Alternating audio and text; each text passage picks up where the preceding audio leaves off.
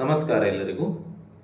ಈ ವಿಡಿಯೋಲಿ ನಾವು ಯಾವ್ಯಾವ ತರಹದ ಮ್ಯೂಚುವಲ್ ಫಂಡ್ಗಳಿದ್ದಾವೆ ಹಾಗೂ ಎಲ್ಲೆಲ್ಲಿ ಇವುಗಳು ಹೂಡಿಕೆಯನ್ನು ಮಾಡ್ತವೆ ಅನ್ನೋದನ್ನು ತಿಳ್ಕೊಳ್ಳೋಣ. ಸರಿನಾ? ಈಗ ನಾನು etmoney.com ಇಲ್ಲಿ ಮ್ಯೂಚುವಲ್ ಫಂಡಿಗೆ ಹೋಗಿ ಎಕ್ಸ್ಪ್ಲೋರ್ ಮ್ಯೂಚುವಲ್ ಫಂಡ್ಸ್ ಮೇಲೆ ಕ್ಲಿಕ್ ಮಾಡ್ತೇನೆ. ಕ್ಲಿಕ್ ಮಾಡಿದಾಗ ಈ ತರಹ ಓಪನ್ ಆಗ್ತದೆ. ಸರಿನಾ? ಈಗ ಇಲ್ಲಿ ನಿಮಗೆ ಈಕ್ವಿಟಿ ಫಂಡ್ಸ್, ಡೆಟ್ ಫಂಡ್ಸ್ ಹಾಗೂ ಹೈಬ್ರಿಡ್ ಫಂಡ್ಸ್ ಅಂತ ಕಾಣ್ತಾ ಉಂಟು ಅಲ್ವಾ? ಈ ವಿಡಿಯೋಲಿ ನಾವು ಈಕ್ವಿಟಿ ಫಂಡ್ಸ್ಗಳ ಬಗ್ಗೆ ತಿಳ್ಕೊಳ್ಳೋಣ. ಡೆಟ್ ಹಾಗೂ ಹೈಬ್ರಿಡ್ ಫಂಡ್ಸ್ ಬಗ್ಗೆ ಮತ್ತೆ ನೋಡೋಣ. ಸರಿನಾ?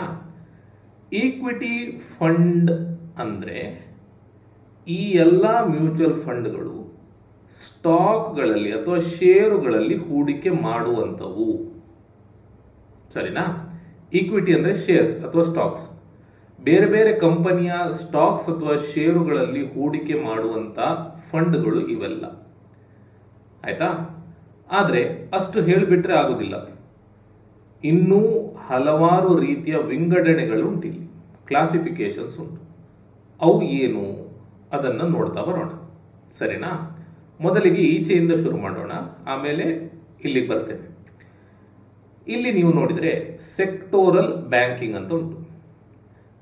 ಸೆಕ್ಟರ್ ಫಂಡ್ಸ್ ಅಥವಾ ಸೆಕ್ಟೋರಲ್ ಫಂಡ್ಸ್ ಅಂದರೆ ಒಂದೊಂದು ಸೆಕ್ಟರಲ್ಲಿ ಹೂಡಿಕೆ ಮಾಡುವಂತಹ ಮ್ಯೂಚುವಲ್ ಫಂಡ್ಗಳು.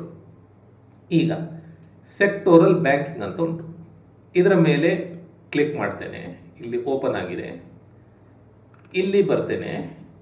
ಇಲ್ಲಿ ನೋಡಿ, ಈ ಎಲ್ಲ ಮ್ಯೂಚುವಲ್ ಫಂಡ್ಗಳು ಬ್ಯಾಂಕ್ ಅಥವಾ ಫೈನಾನ್ಷಿಯಲ್ ಸರ್ವಿಸಸ್ ಅನ್ನು ಕೊಡುವಂತಹ ಒಂದು ಇನ್ಸ್ಟಿಟ್ಯೂಷನ್ನಲ್ಲಿ ಹೂಡಿಕೆ ಮಾಡುವಂಥವು.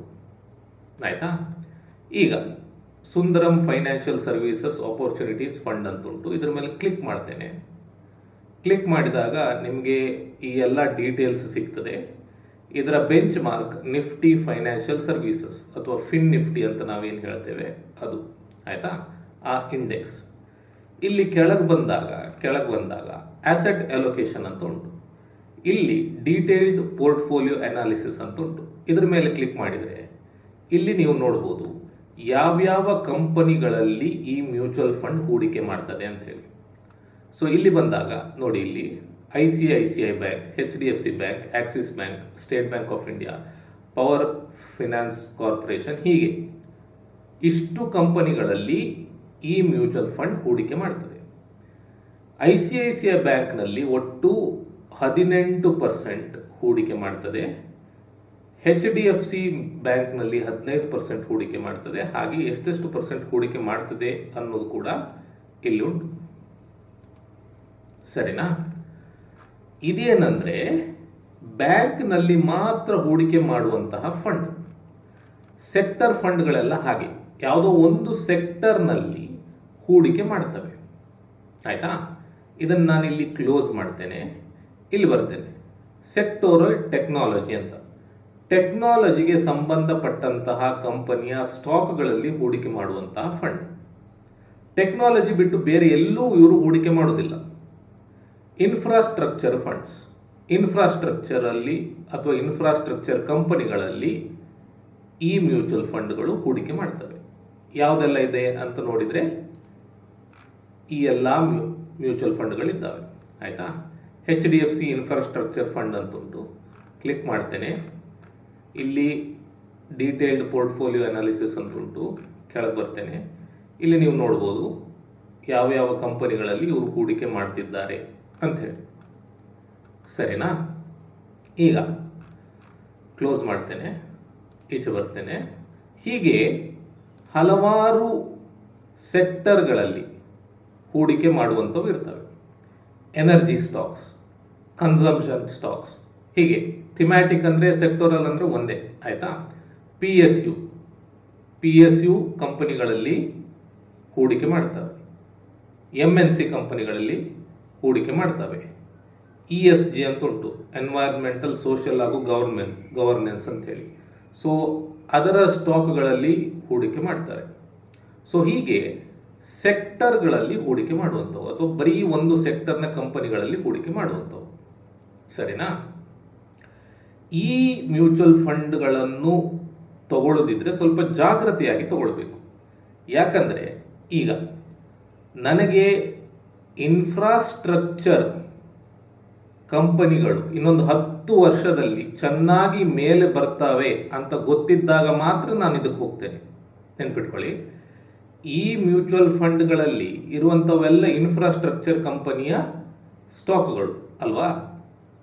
ಇನ್ಫ್ರಾಸ್ಟ್ರಕ್ಚರ್ ಕಂಪನಿಯ ಸ್ಟಾಕ್ಗಳು ಇನ್ನೊಂದು 10 ವರ್ಷದಲ್ಲಿ 20 ವರ್ಷದಲ್ಲಿ ಸಿಕ್ಕಾಪಟ್ಟೆ ಮೇಲೆ ಬರ್ತದೆ ಅಂತ ಹೇಳಿ ನನಗೆ ನಂಬಿಕೆ ಇದ್ದರೆ ಅಥವಾ ನನ್ನ ಅನಾಲಿಸಿಸ್ ಪ್ರಕಾರ ಅನಿಸಿದರೆ ನಾನು ಈ ಮ್ಯೂಚುವಲ್ ಫಂಡ್ಗಳಲ್ಲಿ ಹೋಗ್ತೇನೆ.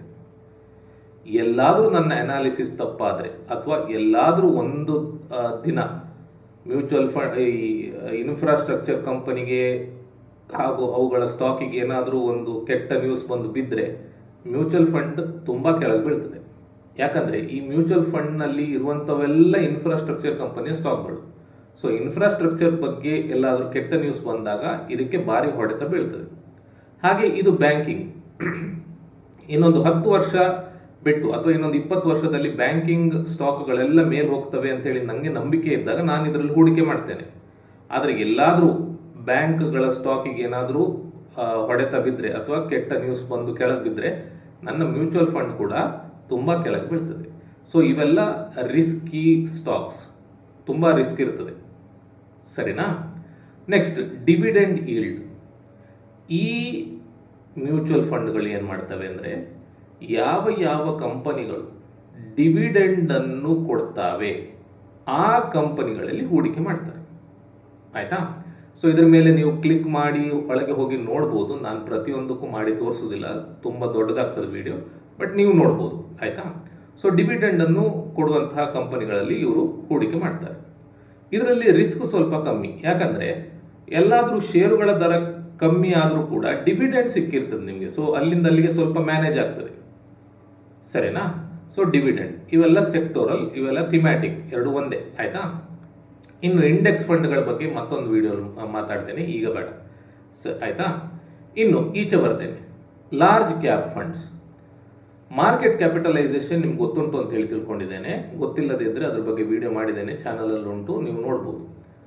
ಲಾರ್ಜ್ ಕ್ಯಾಪ್ ಕಂಪನೀಸ್ ಅಂದರೆ ದೇಶದ ಅತಿ ದೊಡ್ಡ ದೊಡ್ಡ ಕಂಪನಿಗಳು, ಅದರಲ್ಲಿ ಹೂಡಿಕೆ ಮಾಡ್ತಾರೆ. ಮಿಡ್ ಕ್ಯಾಪ್ ಕಂಪನೀಸ್ ಅಂದರೆ ಈ ಲಾರ್ಜ್ ಕ್ಯಾಪ್ ಕಂಪನೀಸ್ಗಿಂತ ಸ್ವಲ್ಪ ಸಣ್ಣವು, ಅಂಥ ಕಂಪನಿಗಳಲ್ಲಿ ಹೂಡಿಕೆ ಮಾಡ್ತವೆ. ಸ್ಮಾಲ್ ಕ್ಯಾಪ್ ಕಂಪನೀಸ್ ಅಂದರೆ ಈ ಮಿಡ್ ಕ್ಯಾಪ್ಗಿಂತ ಸಣ್ಣಕ್ಕೆ ಇರುವಂಥ ಕಂಪನಿಗಳಲ್ಲಿ ಹೂಡಿಕೆ ಮಾಡುವಂಥ ಫಂಡ್ಗಳಿವು. ಆಯಿತಾ? ದೇಶದ ಟಾಪ್ 100 ಸ್ಟಾಕ್ಗಳಲ್ಲಿ ಹೂಡಿಕೆ ಮಾಡುವಂಥ ಮ್ಯೂಚುವಲ್ ಫಂಡ್ಗಳು ಇವು. ನೆಕ್ಸ್ಟ್ 150 ಮ್ಯೂಚುವಲ್ ಫಂಡ್ಗಳ ನೆಕ್ಸ್ಟ್ 150 ಕಂಪನಿಗಳಲ್ಲಿ ಹೂಡಿಕೆ ಮಾಡುವಂತಹ ಫಂಡ್ಗಳು ಇದರಲ್ಲಿ ಇರ್ತವೆ. ಅದಾದಮೇಲೆ ಅಂದರೆ 100 + 150 ಒಟ್ಟು 250 ಆದಮೇಲೆ ಉಳಿದ ಕಂಪನಿಗಳಲ್ಲಿ ಹೂಡಿಕೆ ಮಾಡುವಂತಹ ಮ್ಯೂಚುವಲ್ ಫಂಡ್ಗಳು ಇವುಗಳಲ್ಲಿ ಇರ್ತವೆ. ಸರಿನಾ? ಈಗ ಲಾರ್ಜ್ ಕ್ಯಾಪ್ ಮೇಲೆ ಕ್ಲಿಕ್ ಮಾಡ್ತೇನೆ. ಇವೆಲ್ಲ ಮ್ಯೂಚುವಲ್ ಫಂಡ್ಗಳಿದ್ದಾವೆ. ಆಯಿತಾ? ಇದ್ರ ಮೇಲೆ ಕ್ಲಿಕ್ ಮಾಡ್ತೇನೆ, ಇಡೆಲ್ವೈಸ್ ಲಾರ್ಜ್ ಕ್ಯಾಪ್ ಫಂಡ್ ಅಂತೇಳಿ. ಕೆಳಗೆ ಬರ್ತೇನೆ, ಡೀಟೇಲ್ಡ್ ಪೋರ್ಟ್ಫೋಲಿಯೋ ಅನಾಲಿಸಿಸ್ ಮೇಲೆ ಕ್ಲಿಕ್ ಮಾಡ್ತೇನೆ. ಮಾಡಿದಾಗ ಇಲ್ಲಿ ನಂಬರ್ ಆಫ್ ಸ್ಟಾಕ್ಸ್ 76 ಅಂತ ಕಾಣ್ತಾ ಉಂಟು. ಆಯಿತಾ? ಲಾರ್ಜ್ ಕ್ಯಾಪ್ ಅಂದರೆ ಏನು? ಲಾರ್ಜ್ ಕ್ಯಾಪ್ನಲ್ಲಿ ಒಟ್ಟು 100 ಕಂಪನಿಗಳಿದ್ದಾವೆ, 100 ಸ್ಟಾಕ್ಸ್ ಇದ್ದಾವೆ. ಆದರೆ ಈ 100 ಕಂಪನಿಗಳಲ್ಲಿಯೂ ಹೂಡಿಕೆ ಮಾಡಬೇಕಂತಿಲ್ಲ. ಮಾಡಿದರೂ ಮಾಡ್ಬೋದು, ಮಾಡಲೇಬೇಕಂತಿಲ್ಲ. ಈ ಮ್ಯೂಚುವಲ್ ಫಂಡ್ ನೋಡಿ 76 ಕಂಪನಿಯ ಸ್ಟಾಕ್ಗಳಲ್ಲಿ ಹೂಡಿಕೆ ಮಾಡಿದೆ. ಅಂದರೆ ನಾನೆಲ್ಲಾದರೂ ಈ ಮ್ಯೂಚುವಲ್ ಫಂಡ್ ತಗೊಂಡ್ರೆ ನನ್ನ ಹಣ 76 ಕಂಪನಿಯ ಸ್ಟಾಕ್ಗಳಲ್ಲಿ ಹೋಗ್ತದೆ. ಯಾವುದೆಲ್ಲ? ಇಲ್ಲುಂಟು, ಲಿಸ್ಟ್ ಇಲ್ಲುಂಟು. ಎಷ್ಟೆಷ್ಟು ಹೋಗ್ತದೆ ಅದು ಕೂಡ ಇಲ್ಲುಂಟು. ಸರಿನಾ? ಸೊ ಇದನ್ನು ನೀವು ನೋಡ್ಬೋದು. ಯಾವ್ಯಾವ ಸೆಕ್ಟರಲ್ಲಿ ಇದ್ದಾವೆ ಅದು ಕೂಡ ಇಲ್ಲಿ ನಿಮಗೆ ಕಾಣ್ತದೆ. ಸೊ ಇದ್ರ ಬಗ್ಗೆ ನೀವು ಮುಂದೆ ನೋಡ್ಕೊಳ್ಳಿ. ಸರಿನಾ? ಯಾವತ್ತೂ ಕೂಡ ಸ್ಮಾಲ್ ಕ್ಯಾಪ್ ಕಂಪನಿಗಳು ರಿಸ್ಕಿಯರ್, ಅಂದರೆ ರಿಸ್ಕ್ ಜಾಸ್ತಿ. ಅದಕ್ಕಿಂತ ಸ್ವಲ್ಪ ಕಮ್ಮಿ ರಿಸ್ಕ್ ಮಿಡ್ ಕ್ಯಾಪ್ ಕಂಪನೀಸ್, ತುಂಬ ರಿಸ್ಕ್ ಕಮ್ಮಿ ಲಾರ್ಜ್ ಕ್ಯಾಪ್ ಕಂಪನೀಸ್. ಯಾಕಂದರೆ ಲಾರ್ಜ್ ಕ್ಯಾಪ್ ಕಂಪನೀಸ್ ಈಗಾಗಲೇ ಎಸ್ಟಾಬ್ಲಿಷ್ ಆಗಿರುವಂತಹ ಕಂಪನಿಗಳು, ದೊಡ್ಡ ದೊಡ್ಡ ಕಂಪನಿಗಳು. ಆಯಿತಾ? ಸೊ ಕೆಟ್ಟ ನ್ಯೂಸ್ ಬರುವಂಥದ್ದು ಅಥವಾ ಶೇರ್ ಪ್ರೈಸ್ ತುಂಬ ಕೆಳಗೆ ಬೀಳುವಂಥದ್ದು ಅದೆಲ್ಲ ಇದರಲ್ಲಿ ಹೆಚ್ಚಾಗೋದಿಲ್ಲ. ಇದರಲ್ಲಿ ಆಗ್ತದೆ ಬಟ್ ಹೆಚ್ಚಾಗೋದಿಲ್ಲ. ಇದರಲ್ಲಿ ಆಗುವಂಥದ್ದು ಜಾಸ್ತಿ ಸ್ಮಾಲ್ ಕ್ಯಾಪ್ ಕಂಪನೀಸ್. ಆಯಿತಾ, ಕೆಟ್ಟ ನ್ಯೂಸ್ ಬರುವಂಥದ್ದು ಅಥವಾ ಬೇರೆ ಏನಾದರೂ ಸ್ಟಾಕ್ ಫ್ಲಕ್ಚುಯೇಷನ್ ವಾಲಟಿಲಿಟಿ ಎಲ್ಲ ಜಾಸ್ತಿ ಇರ್ತದೆ.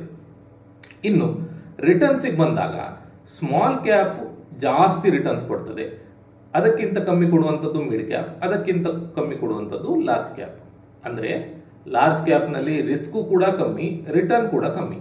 ಮಿಡ್ ಕ್ಯಾಪ್ನಲ್ಲಿ ರಿಸ್ಕ್ ಮೀಡಿಯಂ, ರಿಟರ್ನ್ ಕೂಡ ಮೀಡಿಯಂ. ಸ್ಮಾಲ್ ಕ್ಯಾಪ್ನಲ್ಲಿ ರಿಸ್ಕು ಜಾಸ್ತಿ, ರಿಟರ್ನ್ ಕೂಡ ಜಾಸ್ತಿ. ಸರಿನಾ? Next, large and mid cap invests in top 250 stocks. ಅಂದರೆ 100 ಲಾರ್ಜ್ ಕ್ಯಾಪ್ ಕಂಪನಿಗಳಿದ್ದಾವೆ, 150 ಮಿಡ್ ಕ್ಯಾಪ್ ಕಂಪನಿಗಳಿದ್ದಾವೆ. ಸೊ ಅವು ಎರಡರಲ್ಲಿಯೂ ಕೂಡ ಹೂಡಿಕೆ ಮಾಡುವಂತಹ ಮ್ಯೂಚುವಲ್ ಫಂಡ್ಗಳು ಇಲ್ಲಿರ್ತವೆ. ಆಯಿತಾ?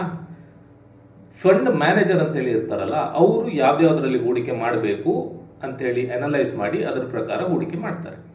ಸರಿನಾ?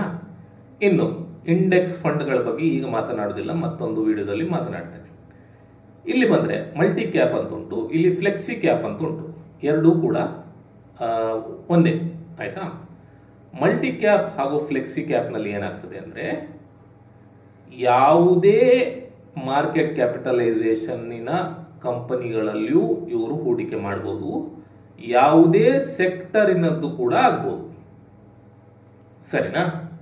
ಇಲ್ಲಿ ಫಿಕ್ಸ್ಡ್. ಏನು ಫಿಕ್ಸ್ಡ್? ಟಾಪ್ 100 ಕಂಪನಿಗಳಲ್ಲಿ ಮಾತ್ರ ಹೂಡಿಕೆ ಮಾಡುವಂಥದ್ದು. ಇಲ್ಲಿ ಅದು ಬಿಟ್ಟು ನೆಕ್ಸ್ಟ್ 150 ಕಂಪನಿಗಳಲ್ಲಿ ಮಾತ್ರ ಹೂಡಿಕೆ ಮಾಡುವಂಥದ್ದು. ಹೀಗೆ ಫಿಕ್ಸ್ ಇರ್ತದೆ, ಅವ್ರ ಕಂಡೀಷನ್ ಫಿಕ್ಸ್. ಇಲ್ಲಿ ಅದಿಲ್ಲ. ಮಲ್ಟಿ ಕ್ಯಾಪ್ ಹಾಗೂ ಫ್ಲೆಕ್ಸಿ ಕ್ಯಾಪ್ ಅವ್ರು ಏನು ಮಾಡ್ತಾರೆ ಅಂದರೆ, so large cap, mid cap, small cap ಯಾವುದೇ ಆಗಿದ್ರೂ ಅದರಲ್ಲಿ ಯಾವ್ದು ಚೆನ್ನಾಗಿದೆ ಅಂತ ನೋಡಿ ಅದರಲ್ಲಿ ಹೂಡಿಕೆ ಮಾಡ್ತಾರೆ. ಅವು ಯಾವ ಸೆಕ್ಟರಿಗೆ ಬೇಕಾದರೂ ಸೇರಿರ್ಬೋದು. ಸರಿನಾ? ಇನ್ನು ಫೋಕಸ್ಡ್ ಮ್ಯೂಚುವಲ್ ಫಂಡ್ಸ್ ಅಂತೇಳಿ ಬರ್ತವೆ. ಇಲ್ಲಿ ಏನಂದರೆ, ಇವರು ಟೋಟಲಿ 30 ಕಂಪನಿಗಳಿಗಿಂತ ಜಾಸ್ತಿ ಕಂಪನಿಗಳಲ್ಲಿ ಹೂಡಿಕೆ ಮಾಡಲಿಕ್ಕಿಲ್ಲ. ಮ್ಯಾಕ್ಸಿಮಮ್ 30 ಕಂಪನಿಗಳಲ್ಲಿ ಹೂಡಿಕೆ ಮಾಡ್ಬೋದು, ಅಥವಾ ಅದಕ್ಕಿಂತ ಕಮ್ಮಿ ಕಂಪನಿಗಳಲ್ಲಿ ಹೂಡಿಕೆ ಮಾಡ್ಬೋದು. ಇವರ ಉದ್ದೇಶ ಏನಂದರೆ, ಫೋಕಸ್ ಆಗಿ ಇರುವಂಥದ್ದು. 30 ಅಥವಾ ಅದಕ್ಕಿಂತ ಕಮ್ಮಿ ಕಂಪನಿಗಳಲ್ಲಿ ಹೂಡಿಕೆ ಮಾಡುವಂಥದ್ದು. ಇಲ್ಲಿ ಫಂಡ್ ಮ್ಯಾನೇಜರ್ ಫೋಕಸ್ ಆಗಿರ್ತಾರೆ. 30 ಕಂಪನಿಗಳಲ್ಲಿ ಅಥವಾ 30ಕ್ಕಿಂತ ಕಮ್ಮಿ ಕಂಪನಿಗಳಲ್ಲಿ ಮಾತ್ರ ಹೂಡಿಕೆಯನ್ನು ಮಾಡ್ತಾರೆ. ಆಯಿತಾ? ಇಲ್ಲೆಲ್ಲ ಅದೆಲ್ಲ ಇಲ್ಲ. ಇಲ್ಲಿ 100 ಕಂಪನಿಗಳಲ್ಲಿ ಹೂಡಿಕೆ ಮಾಡ್ಬೋದು, ಅಥವಾ 100ಕ್ಕಿಂತ ಕಮ್ಮಿ ಕಂಪನಿಗಳಲ್ಲಿಯೂ ಕೂಡ ಹೂಡಿಕೆ ಮಾಡ್ಬೋದು. ಆಯಿತಾ? ಇಲ್ಲಿ 150 ಕಂಪನಿಗಳಲ್ಲಿ ಹೂಡಿಕೆ ಮಾಡ್ಬೋದು. ಎಲ್ಲ ಫಂಡ್ ಮ್ಯಾನೇಜರಿಗೆ ಬಿಟ್ಟಿದ್ದು. ಇಲ್ಲಿ ಕೂಡ ಅಷ್ಟೇ, ಎಷ್ಟರಲ್ಲಿ ಬೇಕಾದರೂ ಹೂಡಿಕೆ ಮಾಡ್ಬೋದು, ಇಷ್ಟೇ ಕಂಪನಿ ಅಂತಿಲ್ಲ. ಆದರೆ ಫೋಕಸ್ಡಲ್ಲಿ 30 ಕಂಪನಿಗಳಲ್ಲಿ ಮಾತ್ರ ಹೂಡಿಕೆ ಮಾಡಲಿಕ್ಕೆ ಆಗುವಂಥದ್ದು. ಸೊ 30 ಚೆನ್ನಾಗಿದೆ, ಹೋಗ್ತದೆ ಮೇಲೆ ಇದು ಸ್ವಲ್ಪ ಟೈಮಲ್ಲಿ ಅಂಥೇಳಿ ಫಂಡ್ ಮ್ಯಾನೇಜರಿಗೆ ಅನಿಸ್ತದಲ್ಲ, ಅಂಥ ಕಂಪನಿಗಳಲ್ಲಿ ಮಾತ್ರ ಇಲ್ಲಿ ಹೂಡಿಕೆ ಮಾಡ್ತಾರೆ. ಸರಿನಾ? ಸೊ ಇದು ಫಂಡ್ ಮ್ಯಾನೇಜರ್ ಮೇಲೆ ಡಿಪೆಂಡ್ ಆಗಿರ್ತದೆ. ಅಂದರೆ ಫಂಡ್ ಮ್ಯಾನೇಜರ್ ಎಲ್ಲದೂ ಕೂಡ ಫಂಡ್ ಮ್ಯಾನೇಜರ್ ಮೇಲೆ ಡಿಪೆಂಡ್ ಆಗಿರ್ತದೆ. ಬಟ್ ಇಲ್ಲಿ ಸ್ವಲ್ಪ ರಿಸ್ಕ್ ಜಾಸ್ತಿ, ಯಾಕಂದರೆ ಕಮ್ಮಿ ಸ್ಟಾಕ್ಗಳಿರ್ತಾವೆ ಇಲ್ಲಿ. ಸರಿನಾ? ಇನ್ನು ವ್ಯಾಲ್ಯೂ ಓರಿಯೆಂಟೆಡ್ ಅಂಥೇಳಿ ಇಲ್ಲಿ ಏನಂದರೆ ಅಂಡರ್ ವ್ಯಾಲ್ಯೂಡ್ ಸ್ಟಾಕ್ಸ್ನಲ್ಲಿ ಹೂಡಿಕೆ ಮಾಡುವಂಥ ಮ್ಯೂಚುವಲ್ ಫಂಡ್ಗಳಿವೆ. ಅಂಡರ್ ವ್ಯಾಲ್ಯೂಡ್ ಅಂದರೆ ಏನು? ಒಂದು ಉದಾಹರಣೆ ಕೊಡ್ತೇನೆ. ನಿಮ್ಮ ಮನೆಯ ಹತ್ರ ಒಂದು ಸಣ್ಣ ಅಂಗಡಿ ಇದ್ದಿರ್ಬೋದು. ಆಯಿತಾ? ಅಲ್ಲಿ ದೋಸೆ ಮಾಡ್ತಾ ಇರ್ಬೋದು. ಆ ದೋಸೆಯ ದರ 20 ರೂಪಾಯಿ, ಮಸಾಲೆ ದೋಸೆಯ ದರ 20 ರೂಪಾಯಿ. ಆದರೆ ಅದರ ಟೇಸ್ಟ್ ಮಾತ್ರ ಅದ್ಭುತ. ಸೊ ಆ ದೋಸೆಯನ್ನು ನೀವು ತಿಂದಾಗ ನಿಮ್ಗೆ ಅನಿಸ್ತದೆ, ಇದಕ್ಕೆ 20 ರೂಪಾಯಿ ತುಂಬ ಕಮ್ಮಿ ಆಯಿತು, ಇದಕ್ಕೆ 100 ರೂಪಾಯಿ ಇಟ್ಟಿದ್ರೆ ಚೆನ್ನಾಗಿರ್ತಿತ್ತು, 100 ರೂಪಾಯಿ ಕೊಟ್ಟು ತಿನ್ಬೋದು ಇದನ್ನು ಅಂಥೇಳಿ ನಿಮ್ಗೆ ಅನಿಸ್ತದೆ ಅಲ್ವಾ? ಇದೊಂದು ಉದಾಹರಣೆ ಮಾತ್ರ. ಹೀಗೆ ಮಾರ್ಕೆಟ್ನಲ್ಲಿ ಎಷ್ಟೋ ಸ್ಟಾಕ್ಗಳು ಅದರ ಇಂಟ್ರಿನ್ಸಿಕ್ ವ್ಯಾಲ್ಯೂ, ಅದಕ್ಕೊಂದು ಇಂಟ್ರಿನ್ಸಿಕ್ ವ್ಯಾಲ್ಯೂ ಅಂತ ಇರ್ತದೆ, ಅದಕ್ಕಿಂತ ಕಮ್ಮಿಯಲ್ಲಿ ಟ್ರೇಡ್ ಆಗ್ತಾ ಇರ್ತದೆ. ಅಂದರೆ 500 ರೂಪಾಯಿಗೆ ಟ್ರೇಡ್ ಆಗಬೇಕಂತ 500 ರೂಪಾಯಿಗೆ ಟ್ರೇಡ್ ಆಗಬೇಕಾದಂತಹ ಸ್ಟಾಕ್ಗಳು 100 ರೂಪಾಯಿಗೆ 150 ರೂಪಾಯಿಗೆ ಟ್ರೇಡ್ ಆಗ್ತಾ ಇರ್ತದೆ. ಆಯಿತಾ? 500 ಒಂದು ನಂಬರ್ ಅಷ್ಟೇ, 500 ಅಂತಲ್ಲ, ಎಷ್ಟಾದರೂ ಆಗಿರ್ಬೋದು. ಆಯ್ತಾ? ಸೊ ಇಂಥ ಸ್ಟಾಕ್ಗಳನ್ನು ಹುಡುಕಿ ಅದರಲ್ಲಿ ಹೂಡಿಕೆ ಮಾಡ್ತಾರೆ ಫಂಡ್ ಮ್ಯಾನೇಜರ್. ಇನ್ನು ಕೆಲವುದು ಓವರ್ ವ್ಯಾಲ್ಯೂಡ್ ಇರ್ತವೆ. ಓವರ್ ವ್ಯಾಲ್ಯೂಡ್ ಅಂದರೆ ನೀವು ಒಂದು ದೊಡ್ಡ ಹೋಟ್ಲಿಗೆ ಹೋಗ್ತೀರಿ, ಆ ಹೋಟ್ಲಲ್ಲಿ ದೋಸೆ ತಿಂತೀರಿ, ದೋಸೆಯ ದರ 500 ರೂಪಾಯಿ, ಆದರೆ ಚೂರು ಟೇಸ್ಟ್ ಇಲ್ಲ. ಅದು ನಿಮ್ಗೆ ಅನಿಸ್ತದೆ ಈ ದೋಸೆಗೆ 500 ರೂಪಾಯಿ ಕೊಟ್ಟು ತಿನ್ಬೇಕಾ, ಈ ದೋಸೆಗೆ 10 ರೂಪಾಯಿ ಕೂಡ ಕೊಡ್ಲಿಕ್ಕೆ ಆಗೋದಿಲ್ಲ ಅಂಥೇಳಿ ನಿಮ್ಗೆ ಅನಿಸ್ತದೆ. ಬಟ್ ಏನು ಮಾಡೋದು, ಆ ಹೋಟೆಲಿನ ರೇಟ್ ಅಷ್ಟಕ್ಕೆ ಎಲ್ಲ ಬಂದು ಜನ ತಿಂತಾ ಇರ್ತಾರೆ, 500 ರೂಪಾಯಿ ಕೊಟ್ಟೆ ತಿಂತಾ ಇರ್ತಾರೆ. ಸೊ ಹೀಗೆ ಸ್ಟಾಕ್ಗಳಲ್ಲಿ ಕೂಡ ಆಗ್ತದೆ. 100, 120, 130 ರೂಪಾಯಿ, ಹೀಗೆ ಉದಾಹರಣೆ ಅಷ್ಟೇ.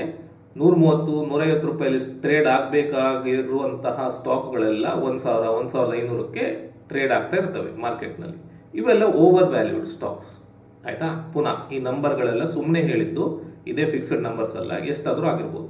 ಬಟ್ ಏನಂದರೆ ನಿಜವಾಗಿಯೂ ಎಷ್ಟಕ್ಕೆ ಟ್ರೇಡ್ ಆಗಬೇಕು ಅದಕ್ಕಿಂತ ಜಾಸ್ತಿ ದರದಲ್ಲಿ ಟ್ರೇಡ್ ಆಗ್ತಾ ಇರ್ತವೆ. ಇವೆಲ್ಲ ಓವರ್ ವ್ಯಾಲ್ಯೂಡ್ ಸ್ಟಾಕ್ಸ್. ಈ ವ್ಯಾಲ್ಯೂ ಓರಿಯೆಂಟೆಡ್ ಮ್ಯೂಚುವಲ್ ಫಂಡ್ಗಳಲ್ಲಿ ಅಂಡರ್ ವ್ಯಾಲ್ಯೂಡ್ ಸ್ಟಾಕ್ಗಳಲ್ಲಿ ಹೂಡಿಕೆ ಮಾಡ್ತಾರೆ. ಇದನ್ನು ಹುಡುಕುವ ಕೆಲಸ ಫಂಡ್ ಮ್ಯಾನೇಜರ್ದು. ಆಯಿತಾ?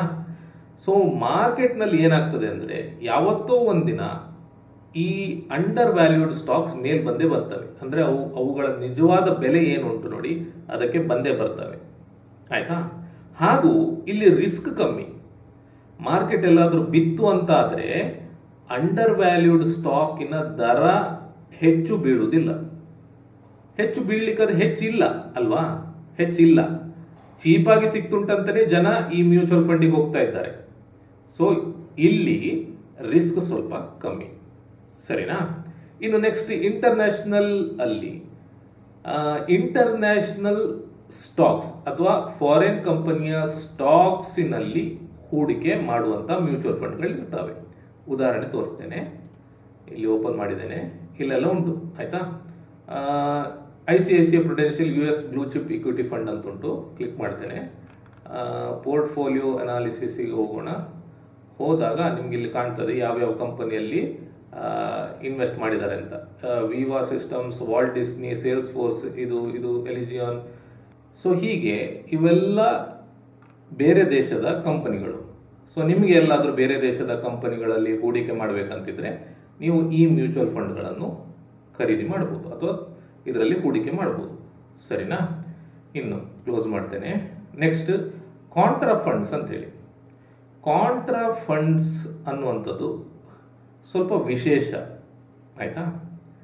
ಇವರು ಏನು ಮಾಡ್ತಾರೆ ಅಂದರೆ, ಅಥವಾ ಈ ಮ್ಯೂಚುವಲ್ ಫಂಡ್ಗಳ ಫಂಡ್ ಮ್ಯಾನೇಜರ್ ಏನು ಮಾಡ್ತಾರೆ ಅಂದರೆ, ಯಾವ ಕಂಪನಿಗಳನ್ನು, ಯಾವ್ಯಾವ ಕಂಪನಿಯ ಷೇರುಗಳನ್ನು ಮಾರ್ಕೆಟ್ ಅಥವಾ ಪಬ್ಲಿಕ್ ನಿರ್ಲಕ್ಷಿಸಿದೆ ಅಂತ ನೋಡ್ತಾರೆ. ಯಾವುದನ್ನು ನೆಗ್ಲೆಕ್ಟ್ ಮಾಡಿದ್ದಾರೆ, ಯಾವುದರಲ್ಲಿ ಹೆಚ್ಚು ಟ್ರೇಡ್ ನಡೀತಾ ಇಲ್ಲ, ಯಾವುದು ಚೆನ್ನಾಗಿದೆ ಆ್ಯಕ್ಚುಲಿ ಆದರೆ ಜನ ನಿರ್ಲಕ್ಷಿಸಿದ್ದಾರೆ, ಇದನ್ನು ಹುಡುಕ್ತಾರೆ. ಇದನ್ನು ಹುಡುಕಿ ಇದರಲ್ಲಿ ಹೂಡಿಕೆ ಮಾಡ್ತಾರೆ. ಅಂದರೆ ಫಂಡ್ ಮ್ಯಾನೇಜರಿಗೆ ಏನು ಅನಿಸ್ತದೆ ಅಂದರೆ, ಜನರು ಇದನ್ನು ನಿರ್ಲಕ್ಷಿಸಿದರೂ ಕೂಡ ಇವೆಲ್ಲ ಒಳ್ಳೆ ಕಂಪನಿಗಳು, ಇವುಗಳನ್ನು ನಿರ್ಲಕ್ಷಿಸಬಾರ್ದಿತ್ತು, ಇವುಗಳಲ್ಲಿ ಹೂಡಿಕೆ ಮಾಡಬೇಕಿತ್ತು, ಟ್ರೇಡ್ ಮಾಡಬೇಕಿತ್ತು, ಆದರೆ ಯಾವುದೋ ಒಂದು ಕಾರಣಕ್ಕೆ ಮಾಡ್ತಾ ಇಲ್ಲ, ನಾವು ಇದರಲ್ಲಿ ಮಾಡೋಣ, ಇದು ಒಂದು ದಿನ ಮೇಲೆ ಬರ್ತದೆ ಅಂಥೇಳಿ ಫಂಡ್ ಮ್ಯಾನೇಜರಿಗೆ ಅನಿಸ್ತದೆ. ಸೊ ಅಂಥ ಸ್ಟಾಕ್ಗಳನ್ನು ಹುಡುಕಿ, ಅಂಥ ಕಂಪನಿಗಳನ್ನು ಹುಡುಕಿ ಅದರಲ್ಲಿ ಹೂಡಿಕೆ ಮಾಡ್ತಾರೆ. ಹಾಗೆ ಹೂಡಿಕೆ ಮಾಡುವಂತಹ ಫಂಡ್ಗಳು ಕಾಂಟ್ರಾ ಫಂಡ್ಸ್. ಸರಿನಾ? Next equity fund of funds. ಇದು ನನ್ನ ಪ್ರಕಾರ ವಿಚಿತ್ರ. ಆಯಿತಾ? ಅವರಿಗೆ ಮಾಡಿದವರಿಗೆ ಸರಿ ಅಂಥೇಳಿ ಅನಿಸಿರ್ಬೋದು, ನನಗೆ ಇದರ ಕಾನ್ಸೆಪ್ಟ್ ಸ್ವಲ್ಪ ಕಷ್ಟ ಅರ್ಥ ಮಾಡ್ಕೊಳ್ಳಿಕ್ಕೆ. ಈಗ ಈ ಫಂಡ್ ಆಫ್ ಫಂಡ್ಸ್ ಏನು ಮಾಡ್ತವೆ ಅಂದರೆ, ಬೇರೆ ಬೇರೆ ಮ್ಯೂಚುವಲ್ ಫಂಡ್ಗಳಲ್ಲಿ ಹೂಡಿಕೆ ಮಾಡ್ತವೆ. ನೋಡಿ, ನಾವು ಮ್ಯೂಚುವಲ್ ಫಂಡಲ್ಲಿ ಹೂಡಿಕೆ ಮಾಡೋದು ಯಾಕೆ? ನಮಗೆ ಷೇರುಗಳ ಬಗ್ಗೆ ಹೆಚ್ಚು ನಾಲೆಜ್ ಇಲ್ಲ, ಅದನ್ನು ಅನಾಲಿಸಿಸ್ ಮಾಡಲಿಕ್ಕೆ ಆಗೋದಿಲ್ಲ, ಟೈಮ್ ಇಲ್ಲ ಅಂಥೇಳಿ ನಾವು ಮ್ಯೂಚುವಲ್ ಫಂಡ್ನಲ್ಲಿ ಹೂಡಿಕೆ ಮಾಡುವಂಥದ್ದಲ್ವಾ. ಈ ಮ್ಯೂಚುವಲ್ ಫಂಡ್ಗಳು ಏನು ಮಾಡ್ತೇವೆ ಅಂದರೆ, ಮತ್ತೊಂದು ಮ್ಯೂಚುವಲ್ ಫಂಡ್ಗಳಲ್ಲಿ ಅಥವಾ ಮತ್ತು ಹಲವಾರು ಮ್ಯೂಚುವಲ್ ಫಂಡ್ಗಳಲ್ಲಿ ಇವರು ಹೂಡಿಕೆ ಮಾಡ್ತವೆ. ಅಂದರೆ ನಾವೀಗ ಈ ಮ್ಯೂಚುವಲ್ ಫಂಡಲ್ಲಿ ಹೂಡಿಕೆ ಮಾಡಿದರೆ ಇವರು ಏನು ಮಾಡ್ತಿದ್ದಾರೆ ಅಂದರೆ ಇನ್ನೂ ಹಲವಾರು ಮ್ಯೂಚುವಲ್ ಫಂಡ್ಗಳಲ್ಲಿ ಹೂಡಿಕೆ ಮಾಡ್ತಾ ಇದ್ದಾರೆ. ಇವರು ಶೇರ್ಗಳಲ್ಲಿ ಹೂಡಿಕೆ ಮಾಡುವಂಥದ್ದಲ್ಲ, ಇವರು ಪುನಃ ಮ್ಯೂಚುವಲ್ ಫಂಡ್ಗಳಲ್ಲಿ ಹೂಡಿಕೆ ಮಾಡ್ತಾರೆ. ಅದು ಯಾಕೆ, ಏನು ಉದ್ದೇಶ, ಫಂಡ್ ಮ್ಯಾನೇಜರ್ಸಿಗೆ ಗೊತ್ತು. ಆಯಿತಾ? ಈಗ ನಿಮ್ಗೆ ಏನಾಗ್ತದೆ ಅಂದರೆ ಇಲ್ಲಿ ಚಾರ್ಜಸ್ ಎಲ್ಲ ಎರಡೆರಡು ಬೀಳ್ತವೆ. ಈಗ ಒಂದು ಮ್ಯೂಚುವಲ್ ಫಂಡಿಗೆ ಏನೇನು ಚಾರ್ಜಸ್ ಇತ್ತೋ ಅದು ಪುನಃ ಮತ್ತೊಂದು ಮ್ಯೂಚುವಲ್ ಫಂಡಿದು ಚಾರ್ಜಸ್ ಬೀಳ್ತವೆ. ಅದನ್ನೆಲ್ಲ ನಿಮ್ಮ ಹತ್ರ ತೊಗೊಳ್ತಾರೆ ಅವರು. ಸರಿನಾ? ಸೊ ಈಗ ನೀವು ಇದ್ರ ಮೇಲೆ ಕ್ಲಿಕ್ ಮಾಡಿದರೆ, ಅಂದರೆ ಇದನ್ನು ಓಪನ್ ಮಾಡಿದರೆ ನಿಮಗೆ ಇದರಲ್ಲಿ ಡೀಟೇಲ್ಡ್ ಪೋರ್ಟ್ಫೋಲಿಯೋ ಅನಾಲಿಸಿಸಲ್ಲಿ ಏನೂ ಕಾಣಲಿಕ್ಕೆ ಸಿಗೋದಿಲ್ಲ. ಯಾಕಂದರೆ ಇವರು ಶೇರಲ್ಲಿ ಹೂಡಿಕೆ ಮಾಡುವಂಥದ್ದಲ್ಲ, ಇವರು ಮತ್ತೊಂದು ಮ್ಯೂಚುವಲ್ ಫಂಡಲ್ಲಿ ಅಥವಾ ಮತ್ತು ಹಲವಾರು ಮ್ಯೂಚುವಲ್ ಫಂಡಲ್ಲಿ ಹೂಡಿಕೆ ಮಾಡ್ತಾರೆ. ಸರಿನಾ? ಸೊ ಒಂದು ಮ್ಯೂಚುವಲ್ ಫಂಡ್ ಹಲವಾರು ಮ್ಯೂಚುವಲ್ ಫಂಡಲ್ಲಿ ಹೂಡಿಕೆ ಮಾಡೋದಕ್ಕೆ ಫಂಡ್ ಆಫ್ ಫಂಡ್ಸ್ ಅಂತೇಳಿ ಹೇಳ್ತಾರೆ. ಸೊ ನಿಮಗೆ ಇಂಟ್ರೆಸ್ಟ್ ಇದ್ದರೆ ನೀವು ಖರೀದಿ ಮಾಡ್ಬೋದು, ನಂದೇನು ಸಜೆಷನ್ ಇಲ್ಲ. ಆಯಿತಾ? Next ELSS. ಇವು ಏನಂದರೆ ಟ್ಯಾಕ್ಸ್ ಸೇವಿಂಗ್ ಫಂಡ್ಸ್. ಅಂದರೆ ನಿಮಗೆಲ್ಲಾದರೂ ಟ್ಯಾಕ್ಸ್ ಸೇವ್ ಮಾಡಬೇಕಂತಿದ್ರೆ ಅಥವಾ ಮ್ಯೂಚುವಲ್ ಫಂಡಲ್ಲಿ ಹೂಡಿಕೆ ಮಾಡಿದ್ದನ್ನು ನೀವು ಟ್ಯಾಕ್ಸ್ ರಿಟರ್ನ್ ಫೈಲ್ ಮಾಡೋತ್ತಿಗೆ ನಿಮಗೆ ತೋರಿಸ್ಬೇಕಂತಿದ್ರೆ ಈ ಮ್ಯೂಚುವಲ್ ಫಂಡ್ಗಳಲ್ಲಿ ನೀವು ಹೂಡಿಕೆ ಮಾಡ್ಬೋದು. ಸರಿನಾ? ಸೊ ನೀವು ಎಷ್ಟು ಕಟ್ಟಿರ್ತೀರಿ ಅಷ್ಟನ್ನು ನೀವು ಟ್ಯಾಕ್ಸ್ ಫೈಲ್ ಮಾಡುವಾಗ ತೋರಿಸ್ಬೋದು. ಅರ್ಥ ಆಯ್ತಾ? ಇವುಗಳಲ್ಲಿ ಏನಂದರೆ ಲಾಕ್ ಇನ್ ಪೀರಿಯಡ್ ಇರ್ತವೆ. ಇದನ್ನು ಕ್ಲಿಕ್ ಮಾಡ್ತೇನೆ, Kotak ELSS tax saver fund ಅಂತೇಳಿ ಇಲ್ಲಿ ಬರ್ತೇನೆ. ಲಾಕ್ ಇನ್ ಪೀರಿಯಡ್ ಇರ್ತದೆ 3 ವರ್ಷ. ಉಳಿದ ಫಂಡ್ಗಳಲ್ಲಿ ಲಾಕ್ ಇನ್ ಇರುವುದಿಲ್ಲ. ಆದರೆ ಉಳಿದ ಫಂಡ್ಗಳನ್ನು ನೀವು ಟ್ಯಾಕ್ಸ್ ಸೇವಿಂಗಿಗೆ ತೋರಿಸ್ಲಿಕ್ಕೆ ಆಗೋದಿಲ್ಲ. ಇದನ್ನು ನೀವು ಟ್ಯಾಕ್ಸ್ ಸೇವಿಂಗಿಗೆ ತೋರಿಸ್ಬೋದು. ಆ ಒಂದು ಅಡ್ವಾಂಟೇಜಿಂದ 3 ವರ್ಷ ಲಾಕ್ ಇನ್ ಪೀರಿಯಡ್ ಹೇಳ್ತಾರೆ. ಅಂದರೆ 3 ವರ್ಷ ನೀವು ತೆಗಿಲಿಕ್ಕೆ ಆಗೋದಿಲ್ಲ. ಆಯಿತಾ? ಎಕ್ಸಿಟ್ ಲೋಡ್ ಕಮ್ಮಿ ಇರ್ತದೆ, ಎಕ್ಸಿಟ್ ಲೋಡ್ 0 ಇರ್ತದೆ. ಆಯಿತಾ? Next retirement solutions. ಅಂದರೆ ನಿಮ್ಮ ರಿಟೈರ್ಮೆಂಟಿಗೆ ಪ್ಲ್ಯಾನ್ ಮಾಡಬೇಕಾಗಿದ್ದರೆ ಅದರ ಥೀಮ್ ಪ್ರಕಾರ ಈ ಫಂಡ್ಗಳು ಅಷ್ಟೇ. ಆಯಿತಾ? ಸೊ ಇವೆಲ್ಲದರಲ್ಲಿ ನೀವು ಹೂಡಿಕೆ ಮಾಡಿ ರಿಟೈರ್ಮೆಂಟಿಗೆ ಪ್ಲ್ಯಾನ್ ಮಾಡಲಿಕ್ಕೆ ಆಗೋದಿಲ್ಲ ಅಂತ ಏನಿಲ್ಲ. ಬಟ್ ಇದು ಒಂದು ಕ್ಯಾಟಗರಿ ಅಷ್ಟೇ. ಅರ್ಥ ಆಯ್ತಾ? ಸೊ ಇವೆಷ್ಟು ಈಕ್ವಿಟಿ ಫಂಡ್ಸ್. ಅಂದರೆ ಇಲ್ಲೆಲ್ಲ ಇರುವಂತಹ ಮ್ಯೂಚುವಲ್ ಫಂಡ್ಗಳು ಬೇರೆ ಕಂಪನಿಯ ಷೇರುಗಳಲ್ಲಿ ಹೂಡಿಕೆ ಮಾಡುವಂತಹ ಕಂಪನಿಗಳು. ಶೇರ್ ಬಿಟ್ಟು ಬೇರೆ ಯಾವುದಕ್ಕೂ ಹೂಡಿಕೆ ಮಾಡೋದಿಲ್ಲ. ಅರ್ಥ ಆಯ್ತಾ? ಇನ್ನು ನಿಮ್ಮ ಕೆಲಸ ಏನಂದರೆ ನಿಮ್ಮ ಪ್ರಕಾರ ಯಾವ ಮ್ಯೂಚುವಲ್ ಫಂಡಿಗೆ ಹೋಗಬಹುದು ಅಂಥೇಳಿ ನಿಮ್ಮ ಅನಾಲಿಸಿಸ್ ಹೇಳ್ತದೋ ಅಲ್ಲಿ ಹೂಡಿಕೆ ಮಾಡುವಂಥದ್ದು. ಸರಿನಾ?